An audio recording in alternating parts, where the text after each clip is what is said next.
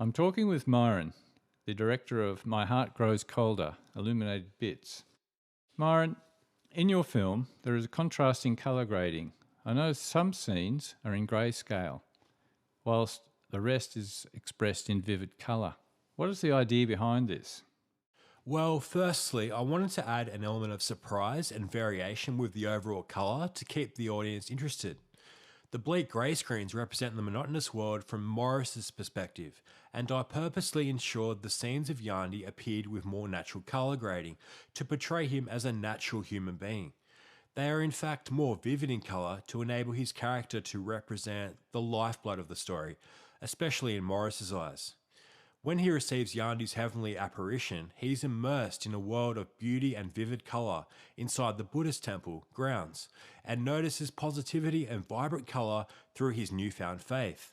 From personal experience, when I was suffering from mental health difficulties when I was younger, the world was actually grey in colour when I was sick, and upon recovery, I noticed firsthand the pleasant shock and beauty of noticing vivid colour all around me. So this is where I draw my inspiration from. Your film features a very emotional soundtrack, and the narration in tune with the music almost appears like a music video. Was this your intention? And can you expand further on the film's musical context? Yes, I come from a very musical background. I am a part-time rapper who has performed live in the Canberra music scene for many years. So luckily my musicality and verbal accuracy enables me to flow my narration over the bars with emphasis and professionalism. I bought the rights to 10 beats off a renowned German producer called Telling Beats, who I actually discovered on Instagram. I ended up choosing the best 6 to add some raw emotion to the mostly non-verbal scenes. I have attained experience shooting and editing film clips for myself and various ACT musicians for my company Conceptual Notion, so this musical direction is second nature to me. I feel very comfortable chopping up scenes passage by passage and allowing the music to dictate the overall flow and tempo of the film.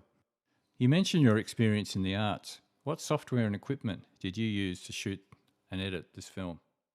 I used a professional Sony 4K digital video camera and tripod to shoot the movie.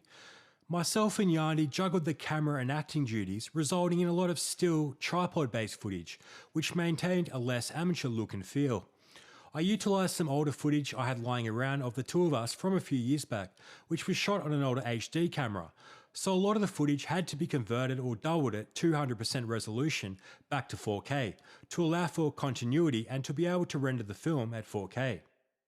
I used Adobe Premiere to edit the movie and to apply most transitions and color grading, using LUTs, although Adobe After Effects was very useful for applying visual effects and for rendering the opening titles and ending credits. The narration was all recorded using professional condenser microphones inside my music studio using the DAW Pro Tools, which I am actually 101 and 110 certified, so I know how to use it. The audio editing was executed inside Adobe Audition, which I learned in sound design and production at UC in my second year of study in 2018. How much experience do you have with writing screenplays apart from your most recent film, My Heart Grows Colder? I have always been interested in writing screenplays and stories for film. I participated in a short film class at Lake Tuggeranong Arts Centre when I was 19, just out of college, where I was introduced to the correct format for writing screenplays. I wrote 2 rough screenplays that year, although I didn't own a camera at that point, so neither was shot. As a group activity for that class, myself and a good friend filmed a short film in one of the office buildings in Civic using an old circa 2006 DVD video camera, and this was my introduction to video editing and filming. I also wrote a 15-minute screenplay in correct format for the screenwriting unit in 2017. I ended up having to cut this down to 7 minutes for submission, although I received a pass for that effort. This was about a young Aboriginal AFL player from Alice Springs trying to make his way in the sport as a professional footballer, and was intentionally written as a comedy drama genre film. This was not filmed either, unfortunately, as it was not possible to get on location in Alice Springs.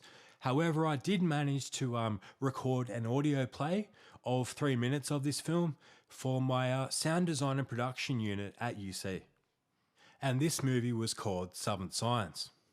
What is the idea behind The Homeless Man? Do you draw this inspiration from a fictitious or real life event? Actually, funny you should say that. Yanni actually experienced some short term homelessness as a young man, so he was very adept at portraying this character, drawing from a lived experience. I have been acquainted with a few struggling types over the years, especially battling drug addiction and mental health difficulties, and I found them all to be very larger than life and comical characters, so my intention was to reveal them with personal charm and comedy through Yanni's character. Morris's character is very much a depiction based on my own persona, and is ultimately inspired from my time living in a share house in Phillip in 2014. During this time, I was at Woden CIT, and I felt very trapped in a concrete jungle with some pessimism.